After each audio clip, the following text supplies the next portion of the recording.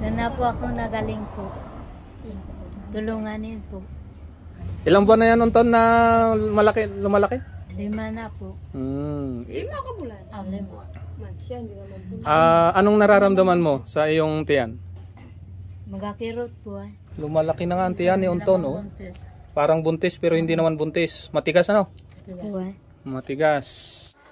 Ito ay may kaugnayan sa aking binasa na devotional kanina na sa aklat na ito, To Be Like Jesus. Binasa ko po yung February 21 sapagkat tayo po ay February 21 ngayon. At ang title po nito ay Even Nature Obeys Divine Commands. I want to share with you the devotional that I am reading this morning because for me it's so good and I want you to be blessed also with this devotional. The title is Even Nature Obeys Divine Commands, and this is from Matthew 8 verse 27. So the man marveled, saying, Who can this be, that even the winds and the sea obey him? Matthew 8 verse 27. I will repeat. So the man marveled, saying, Who can this be, that even the winds and the sea obey him? A sudden has crept over the disciples. Not a word was spoken. Even impulsive Peter did not attempt to express the reverential awe that filled his heart. The boats that had set out to accompany Jesus had been in the same peril with that of the disciples.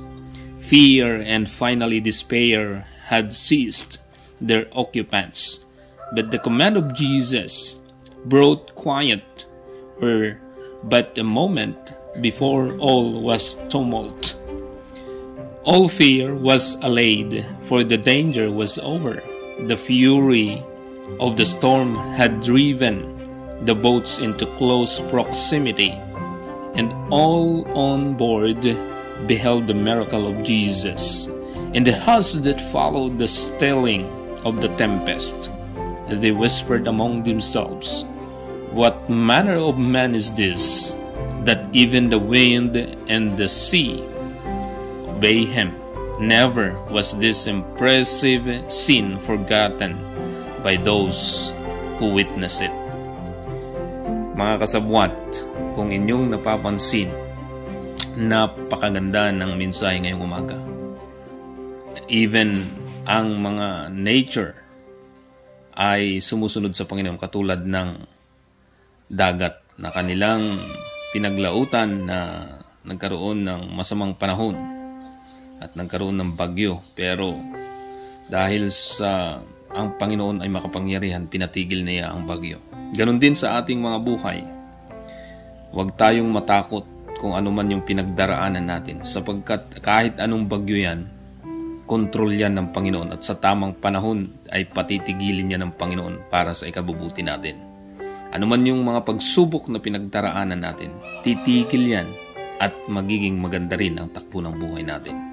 Kaya kung maganda ang iyong kalagayan ngayon, pagbutihin mo pang lalo, at kung pangit, mag-isip ng mga paraan para ito'y mapagtagumpayan, sapagkat alam ko kakampi natin ang Panginoon kapag tayo'y gumagawa ng tama. At ngayong umaga, samahan mo ako, magtatanim tayo ng luya. Pinaghandaan ko yung aking itinanim na or tatamnan na luya, at kahapon ngayon nakabili tayo ng tag 12 pesos. Good morning po. Atin pong puntahan ang luya na ating itatanim sa likod ng bahay. Ayan. Ito po ang ating kalagayan ngayon. Tayo lang ay lalabas ngayon dito sa bahay. Ayan. Papunta tayo sa Barugante Restaurant. Ito po ang ating mga punlang bonsai na papaya. Binili ko sa Lazada. So, yung Lazada, patalastas muna sa Lazada. Ayan, may 20 na buto ng papaya na bonsai. At okay, ito po ang luya na itatanim natin sa likod ng bahay. Ayan, dating basurahan yon ay ginawa ko ng taniman at yun ay mataba dahil basurahan. Ito po ang ating tatamnan ng luya. Tabing school po yan ng San Agustin Adventist Elementary School. Yan po, dati po itong ginawa naming basurahan at ngayon ay tinabunan ko ng matabang lupa, maraming ipot at kung ano-ano. Atin pong ikinalat yung ating mga luyang pinutol-putol at ito po ay paraan natin para mapabilis ang ating pagtatanim.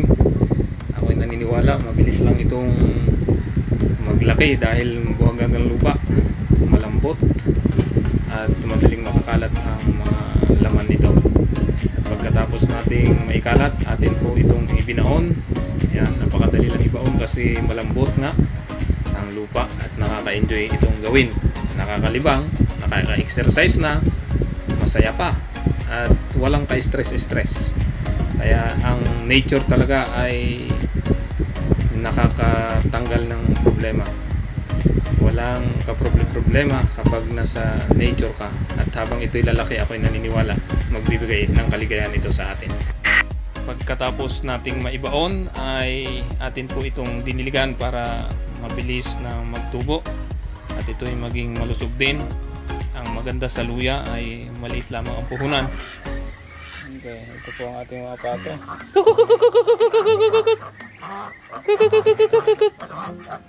Ubus na pala nila ang ating mga bahaw na naiwan sa Barbanti Restaurant. Ayan po, masarap talaga mag-alaga ng mga pato.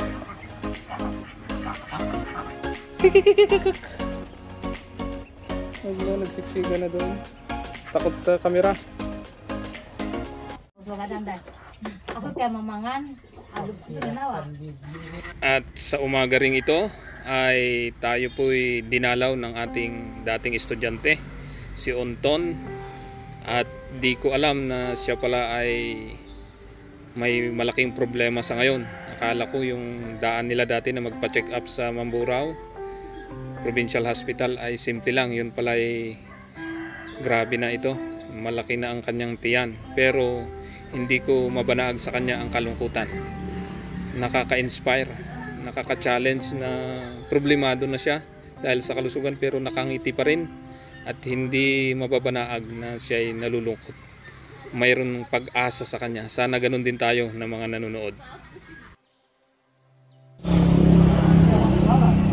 Tingnan po ninyo ang tiyan ni Onton. Patingnan natin yan. Ikuan mo nga lang. Itaas mo nga ng konti. Tingnan lang natin. Ayan. Lumalaki na nga ang tiyan ni Onton. Oh. Parang buntis pero hindi naman buntis. Matigas ano? Matigas. Yan. Gandang bata pa naman. Gandang batang nanay. Ito ang kanyang asawa. Oh. Gwapong gwapo. Oh. Long hair din katulad ko. At ito naman yung kanyang tatay, si Binanyuan. Ayan. At kaano-ano mo si Onton? Kami rin po. Ha? Kami rin. Pero malayo na magbalayo yan. Ito ay midwife ng San Agustin. Sisirilo kami doon. Ayan. Ano Midwife, sorry. BHW pala. React siya eh. Nagkamali ako. Aagawan mo pa si Annalyn. Pero si Annalyn aalis na. Oo nga po. Sa DOH na si Annalyn. Ayan sir, sino naman ang midwife? Hahanap pa ng kapalit. Ayan. BHW pala. Ayaw niyang tanggapin na midwife siya. Masipag na BHW ng San Agustin. Ayan. Oh. Sana ay may makatulong. 2 beses na silang pumunta ng Provincial Hospital. 3 beses na nga. 3 beses na pero hindi pa gumagaling. Hindi pa malaman kung anong sakit. In ultrasound na no? Ito namin sana malaman kung anong sakit talaga. Anong gagawin. Kaya ngayon ay pupunta naman sila sa District Hospital sa Sablayan. At anong gagawin nga daw doon? Ipapa ultrasound ulit? Ay na ultrasound na? Yung ano lang po, yung magpabasa ng Ah! po yun. Papabasa yung CT scan. Yung ultrasound siguro, yung result. Opo. Ipapabasa yung result ng ultrasound. Kay Dr. Kenneth o kung sinong doktor doon sa district. Ayan. Sana makatulong kasi kawawa naman tong bata na to. Naging estudyante ko rin to nung elementary. Naging estudyante kita, Anton, no? Opo eh. Oo.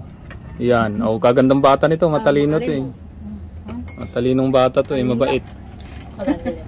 Ay, dapat ito ay matulungan. Pero marami namang ganyang mga sakit eh. Gumagaling yan basta maagapan at magamot.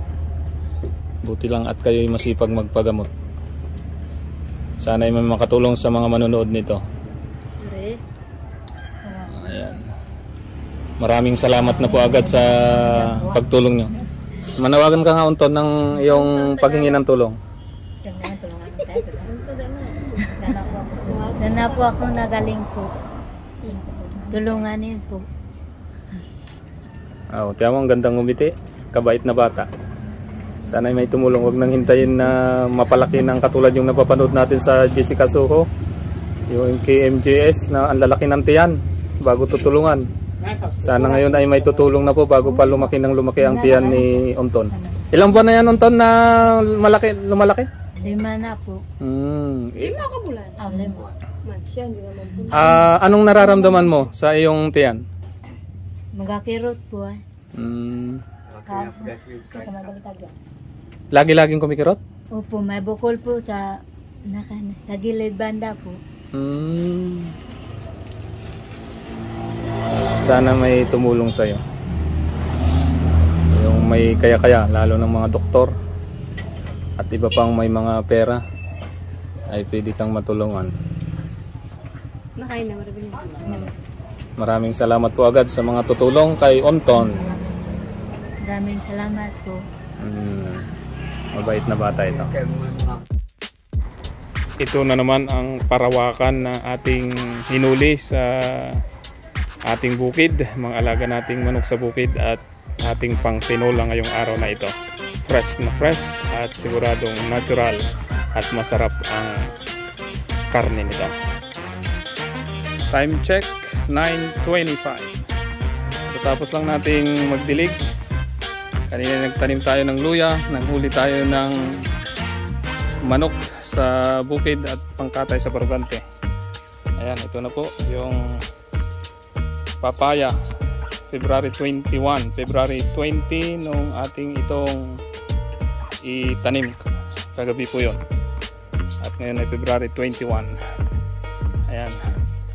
Ito po ang ating mga pichay. Dinirect na natin. Ayan. Ito po ating kalagayan dito sa bahay ngayon. Ayan, andun po yung mga pato. Tahimik sila. Busog na siguro. Dami pang pagkain. Ayan.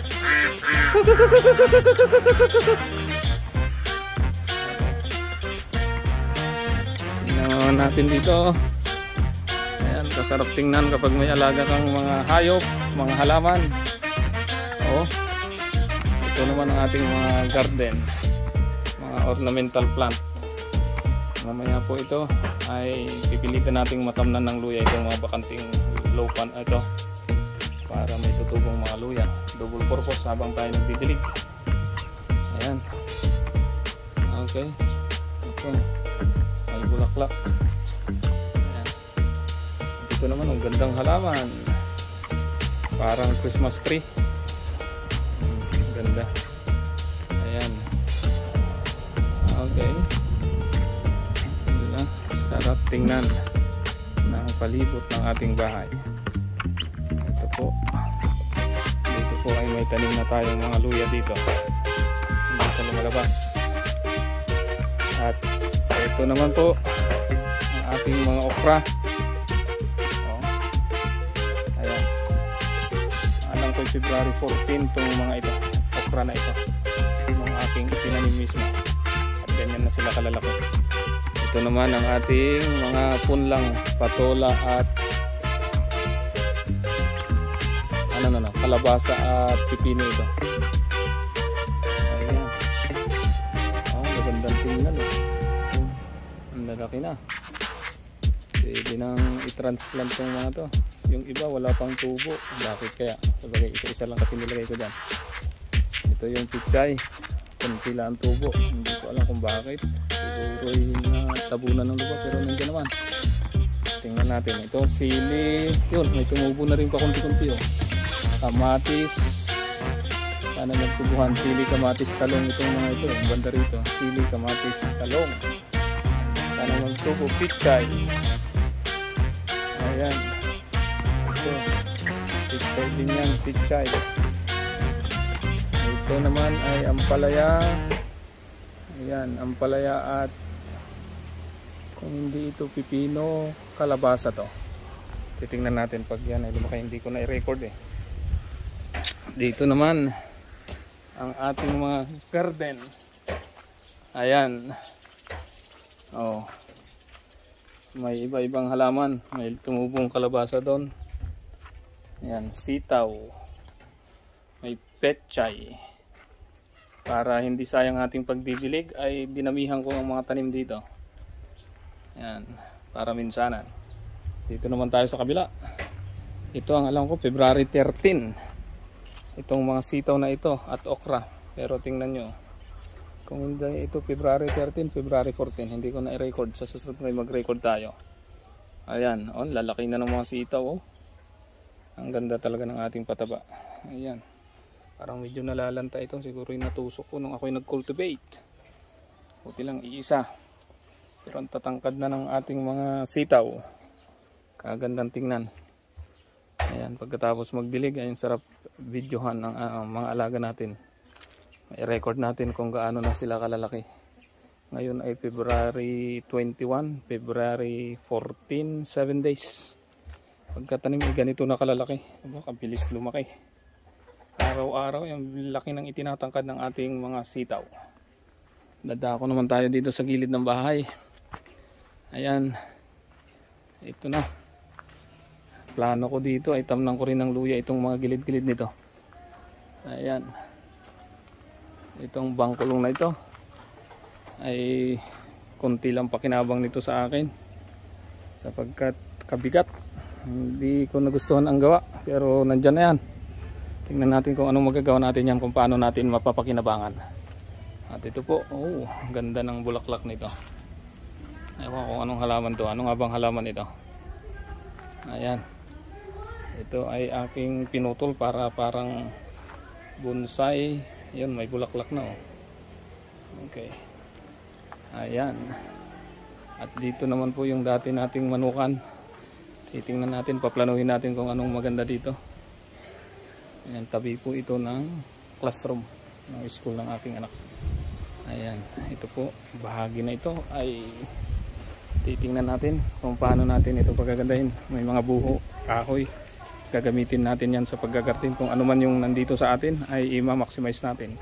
Gagamitin natin yan. Yan dati nating mga gamit sa manukan dati. Yan ang pinagtatanggal ko. Dahil binago na nga natin ang style natin dito. Ay gagamitin din natin yan. Itong dati nating basurahan ay ginawa na nating taniman ng mga luya. Yan, ito yung tinamnan natin kaninang umaga. Ayan. Mga 10 kilos siguro yung naitanim ko dito. Hindi ko na tinimbang kanina, pero tansya ko nasa 10 kilos yan. Ayan. Mayroon pa tayong itatanim na luya. At dito naman po ang ating mga chicken.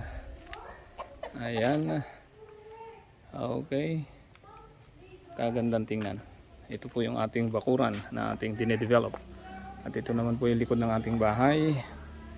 Ayan. Yan po yung school na aking pinaggraduitan. At dyan din nag-aaral ang aking mga anak. Okay. Ito naman po yung ating bakod. Ayan. Ito po ay isa sa mga katas ng aking pagtuturo sa Macau. Itong development ng ating bakuran at ng ating bahay. Ayan. Ito naman po yung sasakyan. na natira sa amin. Ito na yung aking itinira na aming ginagamit na sasakyan. Ayan ang L3. Sana tuloy-tuloy na yan. Ito ang ating mga chicken. Ang ating mga chicken, wow, sana'y maparami pa natin ito. Dati itong nasa 300 lahat pati sisiw. Ngayon ito na lang ang ating manok. Mayroon na lang kukunti sa bukid. Nakatay na ang iba na benta. Pero ganyan talaga, kailangan nating magkatay. Pero ito'y ating alagaan at pararamihin ulit. At ito naman po ang ating mga patong. Ayan, takot sa kamera. Takot sa kamera ang ating mga patong. No, hindi pala pato ito, itik. Ang ating mga itik. Ayan, nagsiksika na sila doon. Ito naman po ang loob ng ating bahay. Titingnan natin, ito yung terrace. Ayan. Ito po ay lagayan natin ng mga sukang saging, tinatawag naming oketo. Ayan, sa mga gusto pong bumili ng oketo vinegar, mayroon po kami dito. Ito po ang aming lagayan ng oketo vinegar. Ayan, maasim na po yan. At ito naman po ang ating loob ng bahay. Ayan, salamat nga sa Macau at ako'y nakapagpagawa. Napaayos natin itong bahay na ito. Naipatiles natin. Nung ako'y nagtuturo dito sa Pilipinas ay hindi kaya sapagkat maliit ang sweldo. Pero nung ako'y naka-abroad ay naipaayos po natin yan. Ito po ang aming kwarto. Ayan. Ayan, ito na po ang ating bahay. Ayan, simple lang siya. Pero at least nagawa po natin yan sa tulong ng Panginoon. Biyaya yan ng Panginoon. Ito naman po ang ating kusina. Ayan. Pero hindi na dito nagluluto sapagkat sa Barugante Restaurant na ang ating ginagamit. 2:16 ng hapon. Alas 2:16 ng hapon. Pipino at kalabasa. Ayawan yung iba kung tutubo pa. Pero at least marami na ang tumubo. Ito diniligan natin at masyadong mainit kanina. Ayan. Tapos lang natin diligan ito. 2:16 ng hapon. Pag kaninang alauna ay tayo ay nagtanggal dito ng mga ipa ulit. Ipa at mga dumi ng manok. Ayan, ilang sako din yan. 1, 2, 3, 4, 5, 6, 7, 8, 8 kalahating sako. Ayan, ito na sila oh. Ganda ng kanilang laruan ngayon, bagong linis. Ayan, bagong linis po ito. Oh, ganda, gustong-gusto nila yung ating nilinisan. Bilang conclusion sa ating video ngayong araw na ito ay nabatid ko na ang buhay ng tao ay pwede kang maging masaya, pwede kang maging malungkot kahit ano yung sitwasyon mo. Kahit pa ikaw ay may sakit, katulad ng katutubo na pumunta dito sa Barugante Restaurant at atin pinakape, pinakain, ay nakita ko sa kanya yung kaligayahan na kahit sa sitwasyon na niya na mayroon siyang sakit ay hindi mo mararamdaman yung kalungkutan. Na ito po'y malaking inspirasyon sa atin na kapag tayo'y may pinagdaraanan, huwag nating pansinin or bigyan ng kalungkutan yung buhay natin dahil sa sitwasyon natin. Bagkus gawin pa rin natin yung magpapasaya sa atin. Maganda, magpakabisi po tayo. Gawin natin katulad ng ginagawa ko ngayon. Ito yung nagpapasaya sa akin ngayon. Na pagkatapos kong makapunta sa barangay hall, katulad ngayong hapon, habang ako po'y nag-aayos ng ating palibot at ini-edit ko yung ating video, ay tinawag tayo sa barangay hall at meron tayong ginampanan doon bilang isang administrative assistant. At ito po ako ngayon, pagkatapos sa barangay hall ay uuwi at masaya ako na meron akong responsibility sa barangay at meron din akong responsibility dito sa bahay.